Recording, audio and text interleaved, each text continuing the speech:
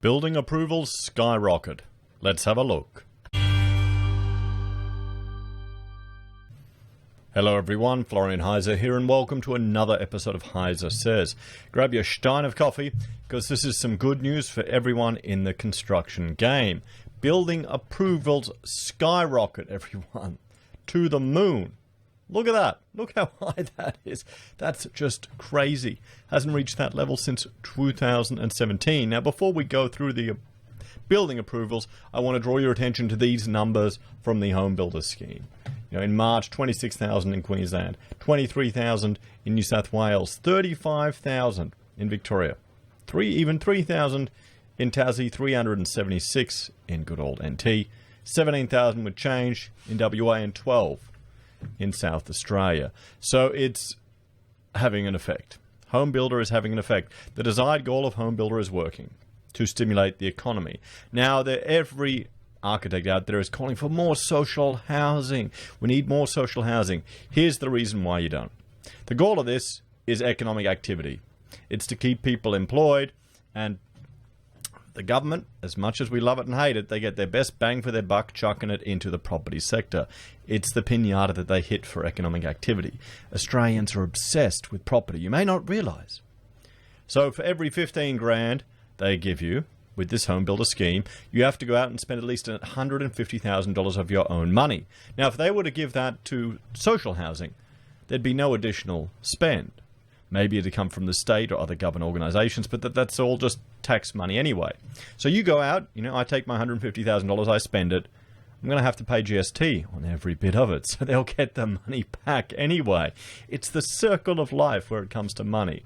So the only issue, well, the few issues with this is it'll overheat the sector. It means the benefit you're going to get from that money is going to dissipate, because it's going to drive the costs up of everything, and there may be some potential quality issues that could manifest due to this overheating. Those are the things that I'm worried about. So just keep that in mind. And make sure you stockpile as much timber as you can. So let's have a look at this latest release that just came out. I think I just got the email like 5 minutes ago. Sorry, this is my first video of the day, everyone. I've been having an absolute nightmare with technology and webcams and everything. I've been trying to get a new webcam working because the last one has been playing up, and I think I need to get a new CPU. So if you get to the point where you need a new CPU, you're looking at a new rebuild, and I just can't do it. I can't drop $2,000 or $3,000 on a new computer at the moment. I can't do it. I'm just too cheap. Anyway, so you're gonna have to put up with me with this webcam at the moment.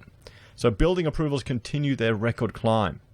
The number of dwelling approvals rose 17.4% in March, seasonally adjusted, following a 20.1% rise in February, according to data released today by the ABS.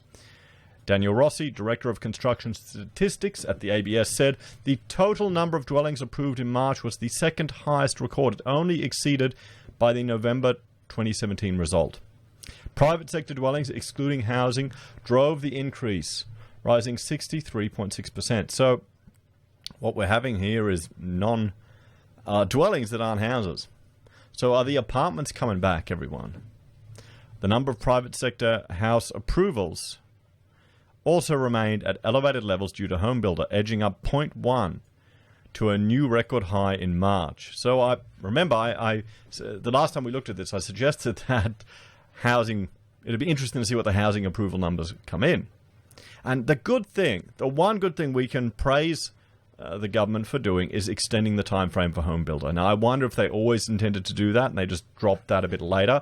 That will take some heat off the market, so you've got longer to get these projects off the ground.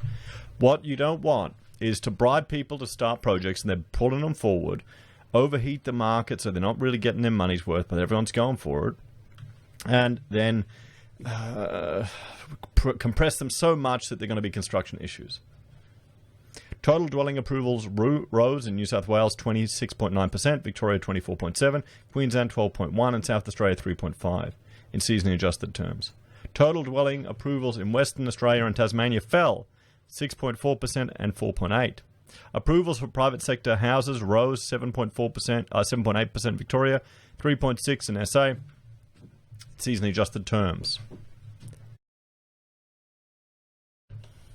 Got to wait. I knew it was coming. Falls were recorded in New South Wales at 10% and Queensland at 4%, and Western Australia at 0.1%. The value of total building approved increased 36.3% to record a record high in seasonally adjusted terms once again. The value of total residential building rose 22.9%, driven by a 25.4% increase in new residential building. Residential alterations and additions rose 7.3%, reaching an all-time high. All-time high, all-time high. Guys, it's showing you. The value of non-residential building reached an all-time high of 59.4%, driven by a large rise in both private and public projects in March. I mean, it depends on who you talk to in the construction game, how flat out some people are. Some people are just going crazy, everyone. Let's go through here, look at some more detailed information. We'll see here. Can you see everything? Perfect. Okay. What do we have here? Total dwellings approved.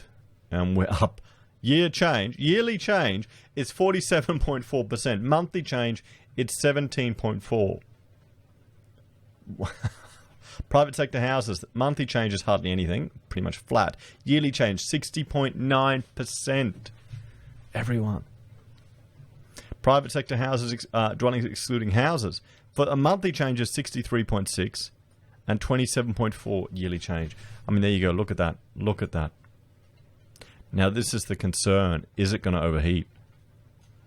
There you go. So houses are flat, and then boom. So what do we have? Yeah, apartments, units have jumped right back up. Right back up. What do we have here? New South Wales, total month change 26. Everything is up, as we said. The value of approvals are up. There you go. Look at that. Residential and non-residential. Both of them have shot up, rocketing to the moon, everyone. It's almost like a Dogecoin. You know, did Elon Musk tweet about Australian housing, building approvals? Let me know if he did. I think I missed it. So there we have it, everyone. Building approvals have skyrocketed. They have shot up to the moon. So here's the question for you all. Are investors starting to flood back to the market, or are developers diving back in?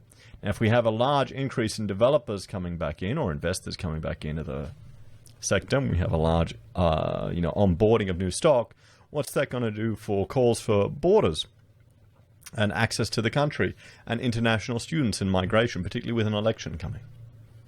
What do you reckon? And let us know, how are you experiencing it out there?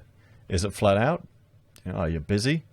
I've been talking to some people yesterday. They were telling me the mining stuff's starting to come back. So the CapEx works, like I was discussing, because the costs are so high, these resources, it's starting to come back online. There we go. Anyway, thank you all for watching. Please like, share, and subscribe to the channel. If you're a fan and enjoy the content I create here, there are a few ways you can support us. You can join YouTube or Patreon. You can use our affiliate links at Amazon, eBay, Independent Reserve, or AussieBroadband. You can sign up for SelfWealth, where we'll each get 5 free share trades, or for Stake, when you fund an account, we each get a free share. Finally, you can buy merch from HeiseSays, use Gold Pass from the Perth Mint, or support us via PayPal. Take care, everyone. Have a great day, and I will see you in the next episode. Bye for now.